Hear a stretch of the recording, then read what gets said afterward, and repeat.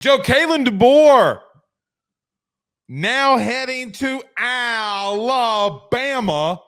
You know, it's funny, Joe, I texted you this today. When we were talking about Harbaugh all week, we were talking about Sharon Moore, I was like, well, hey, if you're just going to promote from within, why not have a conversation with Kalen Deboer?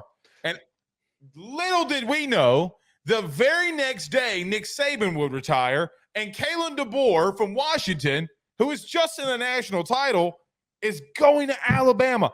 I just brought the name up. Call me Nostradamus with the flu. I got most of the stuff accurate, just different things. Well, after you said that, seemingly DeBoer's name kind of started to come up a little bit in that Michigan world. Basically, I got DeBoer the Alabama job. That's what I'm hearing. Yeah, sure, totally. No, Jimmy Sexton obviously got that job, but no, the absurdity of this, Blake, is that he would have made a lot of sense at Michigan because of the regionality and where he was. He's got no ties. In the Big Ten, right. He's got no ties or connections to the Southeast, and now he's going to be Alabama's coach. I will say, though, I mean, a guy that we just talked about as a potential candidate, Urban Meyer, what kind of a connection did he have to the Southeast when he went from Utah to Florida? So it's not like that this is and also Nick Saban is, when he came to LSU, was somebody who was at mostly in the Midwest and comes to LSU. So it's not like that this is an unprecedented, ridiculous thing to happen. It just feels strange is all I'm saying. It's like a very weird, like really? That ended up being the guy? Not because I think it's a bad hire, but it's just so unexpected because of where he's coming from. I think that is overplayed because there are more coaches that move that way, throughout the year, but we don't talk about it because of the simple fact that it's not in Alabama. Joe, there's more coaches that have done stuff like this going cross country that have not succeeded. Right. Mike Leach. Okay. That, God rest him, God, in the name of the Father and the Son and the Holy Ghost. Okay. You see guys like Dana Holgerson, West Virginia, come down south, start getting his teeth kicked in. There are coaches, you can't just always throw out the Urban. You can't always throw out the Nick because, yeah, Joe, two of the best top 10 coaches of all time, yes, they worked out wherever they went. Right. Okay. That's understandable. Here's what I think. Okay. I do think DeBoer is a really damn good coach. You can't ignore the 104-11 he is. I think it is the record. You can't ignore that. Like, that is still, like, everywhere he's been, he has literally won at an extreme level. This is a different beast. It's a different beast. Joe, you're arguably, again, as I'm wearing my home field apparel LSU gear, pains me to say, Alabama is considered the top job. It is the creme de la creme. People say, oh, well, nobody wanted to go after Nick. No shit, nobody wanted to go after Nick. They have more national titles than anybody. The point I would just make is it's different for a Brian Kelly going from Notre Dame to LSU because it's not like Notre Dame is a slouch. And I can't believe I got to give these Rudy Poos that were in my chat last night from Notre Dame any credit. It's a difference because you're a national brand going to a national brand. Mm-hmm. I know he just played for a national title. This is like going from single A baseball to the major leagues. I don't agree with that aspect of this. There are a couple things. Because he's got Hugh Freeze inside that state recruiting. Joe, you literally are replacing the GOAT. If I understand that. 11 wins a year, it is a failure from what they just had. Okay, first of all, the expectation for Kalen Deboer to immediately step in and win 11 games, that's unrealistic. They're going to lose. They're going to lose guys in the portal. it's going to take a little bit of time to create some foundation. It is just the natural flow of college football. He is being handed a team with the greatest foundation in college football. So at the very least, they should be in that 10-win discussion, and they should be a very good football team in 2023. From an on-the-field standpoint, Kalen Deboer is one of the best coaches in the country. Just from an on-the-field, in-game coaching, decision-making, all of that stuff, he is an elite-level coach. There is a reason why he rapidly rose the ranks the way that he did to get it's still a major Power 5 job. This is still a significant job. And the main reason why that he lost in the national championship game wasn't because of an in-game coaching decision. It was just merely because Michigan had way better recruiting classes, put together a way better roster, and was way more physical along the lines of scrimmage. That was where that game was lost for Washington. He now has an opportunity to coach at a school where it is going to be much easier for him to recruit. I will say I'm less worried about him competing on the field and producing good offenses. That stuff I'm not worried about. I will concede this. I will concede what you were just bringing up with Hugh Freeze. He has a very short track record of being a head coach and recruiting well. Their recruiting class this year was like 34th or something. And he was just in the national championship game and competing for a national championship. The recruiting stuff remains to be seen, and it has to catch up. To his defense, he can put together a really good staff potentially and bring in assistants that are good recruiters. But I still need to see him do it before I can feel confident that this for sure will work out. Alabama's going to take a massive recruiting hit. I mean, they just had one of the greatest recruiters in the history of college football. Obviously, it's going to be a step backward. Again, Joe, if they are average recruiters, if they average top 8 classes instead of top 2 classes, it's a massive difference. It's a complete. Joe, can I tell you who they are? And you're going to. I don't think they're. You know who they are? They're on the same playing field. No, they're below than LSU. Why? Because LSU will continue to recruit top 5 classes. Literally continue. What I'm saying is LSU does not have to split the state with Auburn. That's fair. Hugh Freeze is going to clap those elephant cheeks, pun intended, in recruiting. You want to know why? Nick will tell you this. Do you know why Alabama was always here? He out-recruited everybody every year. That takes a massive hit. So I say all that to say, I think it's the Coca-Cola version, not the Dr. Pibb version of Brian Harsin. Okay, I think he's no, come on. They hired Brian Harsin from Boise State. You're correct. I think he can win on the field, the Coca-Cola version, meaning I think he's going to have he could get to multiple 10-win seasons.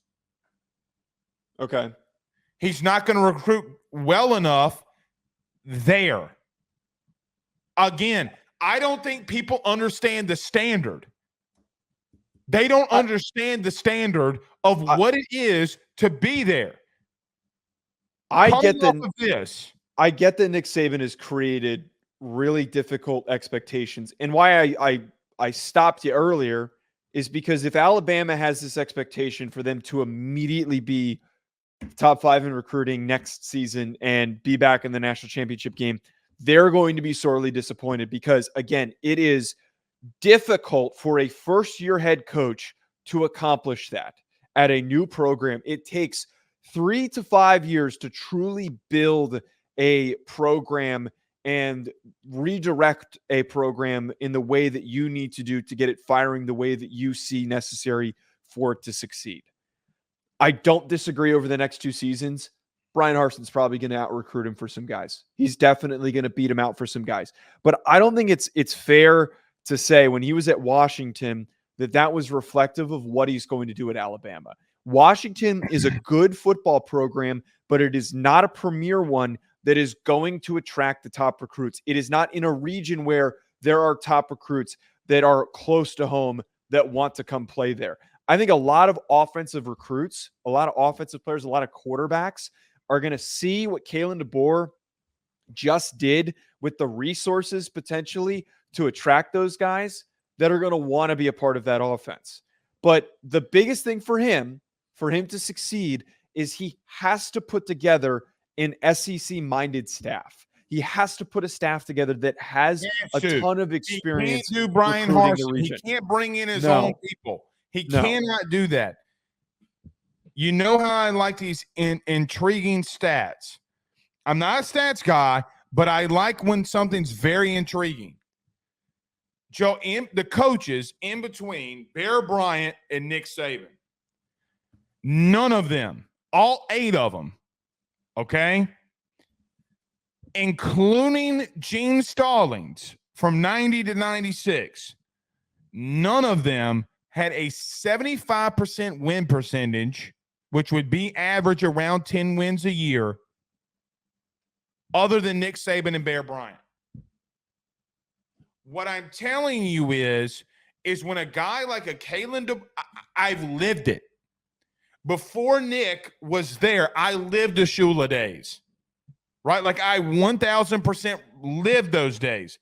Quite honestly, I'm old enough to remember the Gene Stallings, the even people make fun of Mike Price, but Mike Price, Dennis Franchione. I remember those days. Because what happens is when Alabama and Auburn split the state in recruits, shit changes. Nick ran that state. Joe, if he was the governor or ran for governor, he would win by 99%. Maybe, you know what, 80-30% or 70-30%, because the 30% Auburn fans would vote no, would vote the other guy. What I'm telling you, though, I open my AYS show like this. The reign is over. The king is dead. No, not literally. Not literally. I think the Bows will do well. Joe, he won't do well defensively enough in this league. Okay, this is what you and I texted you this, you and I were going to start yelling at each other tonight over this, and this is, you and I got into it, had a back and forth on Twitter about this. It is not fair to evaluate the defensive performance this year for Washington as reflection of what will happen at Alabama. He was there for 2 seasons and he took over a 4-8 football team. He was there for 2 seasons and took over a 4-8 football team, Blake. The time it would take for him to put together a roster to be good enough defensively to compete better. There is one guy on that defense that is worthy of a first-round pick, and the rest of the unit is fine. It is below average. It's a bunch of trash linebackers. Okay. It was going to take time for him to improve it. What is your point that you're going to counter this with? Kalen Deboer has been a head coach for a little bit now. It's not like it's his first rodeo. Did you know at every head coaching stop that he's made that his defensive totals, total defense, every year that he's been a head coach, has averaged 98th in their respected league, or, FBS, FCS, whatever. It's. So wait, you're talking about when he never had a good defense. So when he was at 2 years at Fresno State and 2 years at Washington is enough of a sample size, or do you include the Sioux Falls? And where do you even find NAIA stats? So you stop. You got me there. It's literally Fresno and Washington. Yeah, you MFer. Okay. But he doesn't. Wait, here's a really good stat. Well, you can't give me your main argument and think I'm not before the show and think I'm not going to get the team to look it up. But those numbers are arbitrary. But here's the better stat that I think is worth bringing up. Their defenses are ass. Did you know that Kalen Deboer, if you remove all of his first seasons as a head coach, so his first season at Sioux Falls, his first season at Fresno, can't do that. At Fresno State and at Washington. Do you know what his record is in that time period in his second season? 104-11. It's 80-3. He's 80-3 after he's had one season to set up his program. He hasn't had more than In 2 the SEC, years. he's there. He's like that. He hasn't been in the SEC, man, but I'm telling you, it's going to take him a little bit longer. Give him 3 years, and I bet you by that 3rd year, they're going to be back up to that SEC championship standard. They're going to be back there. I actually think the opposite's going to happen. I think that he's going to retain enough of what Nick Saban built to be able to build. Outside of that, he's going to start decreasing. This is how the head coaching, how I think it's going to go. He's going to start off really strong. Clearly, he's going to start off really strong. And then all of a sudden, they're going to lose a game that they shouldn't lose. It's going to happen in the SEC. I know that he didn't lose to Stanford, right? Like, okay, Joe, he didn't lose to Stanford. If he loses to a Mississippi State with Jeff Lebby and the boys, he loses to an Ole Miss and the boys, he loses to whoever. Do you know the rednecks that are going to be calling in to his coach's show? Way down yonder on the Chattahoochee head ass. I'm telling you, they're going to be calling for Nick because there's one thing that you're not taking into account of this. Okay. He's going to be up there every day. Nick's going to be in the goddamn building every day. And it's going to mount, it's going to mount, it's going to mount, and there's chaos that can surround this. It is a very big risk for a guy that has not been here. If you have, now I'm going to name 4 coaches off just Jump Street. It wouldn't happen to. It wouldn't have happened to, you know what? Maybe it would have happened to a Dabo. Wouldn't have happened to a Kirby. It wasn't. Okay, they weren't going to get these guys. Can I finish? It wouldn't happen to a Lane. They weren't going to get Lane. It wouldn't happen to Sark. Sark signed an extension. And I'm going to no, you're wait. Okay. You're missing what I'm saying. What I'm saying is he doesn't have a connection to this dude. And I promise you on everything that I love, when he loses that first game he's not supposed to, Joe, they wanted Nick to retire when he lost to LSU last year. They wanted him to retire. I understand the expectations that come with the job. I've reiterated that multiple times. Here's the reality of the circumstance, though. This isn't Brian Harsin. I'm not going to the G5 level and pulling the best G5. I'm not going and grabbing a guy that's the best G5 coach that is unproven of having never coached at the P5 level, let alone the SEC.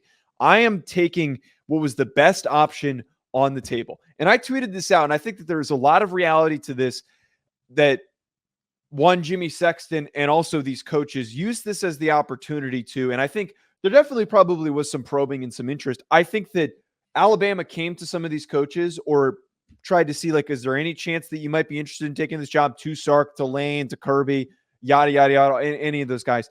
They would much rather use this as the opportunity to get themselves a long-term deal so they can stick where they are, so that they can have as much financial support and backing as possible, and then they can continue to build at wherever they are. I mean, Texas, with the resources they have now that Saban's retired, is Sexton, though.